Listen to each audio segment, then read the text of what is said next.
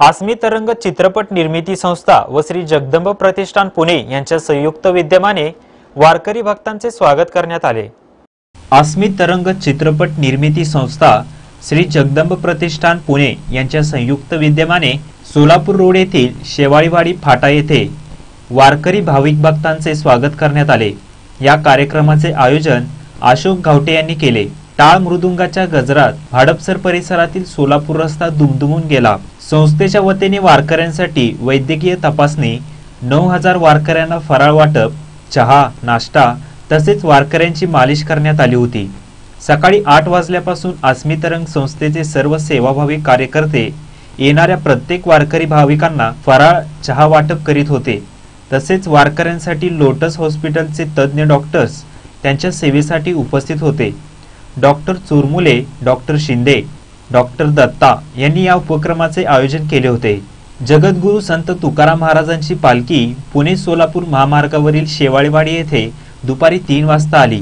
जगद्गुरु संत तुकाराम महाराज पालखी सोहळ्याने पुणे सोलापूर महामार्ग दुमदुमून गेला होता। अशा भव्य दिव्य पालखी सोहळ्यास वारकऱ्यांची सेवा करण्यासाठी प्रमुख पाहुणे अखिल भारतीय चित्रपट महामंडळ अध्यक्ष मेघराज राजे भोसले, अभिनेत्री रोहिणी माने, अभिनेता सिद्धेश्वर झाडबुके, अभिनेत्री माधवी मोरे, भाऊसाहेब आंदळकर, अभिनेत्री स्वाती वेताळ, सागर बोधगिरे, निवेदक अविनाश घुले, अभिनेत्री रुपाली, वरात घुसली घरातचे नाटकाची सर्व टीम व अन्य कलाकार तसेच आसमी तरंग चित्रपट निर्मिती संस्थेचे संस्थापक अध्यक्ष अशोक घावटे, शिंदे कन्स्ट्रक्शनचे मालक अशोक शिंदे, संतोष बर्फे, उद्योजक विकास काळे, तुकाराम गोडसे तसेच आलम सय्यद, विशाल बर्डे, सतीश धस, विकास निकम, यशवंत शिंदे आदी कार्यकर्ते उपस्थित होते।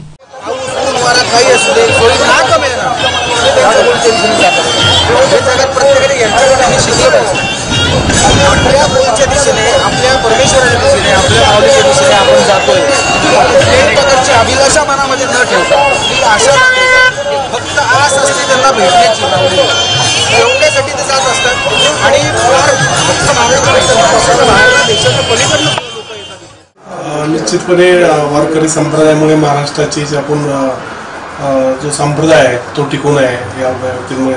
आणि जसे आमचे लोक कलावंत असतील, कलाकार असतील, त्यांना सुद्धा या संप्रदायाबद्दल अतिशय आपुलकी आहे, आदर आहे। संपूर्ण महाराष्ट्राचं दैवत असलेल्या विठ्ठल रुक्मिणीची पालखी आज पुण्यामधून निघते।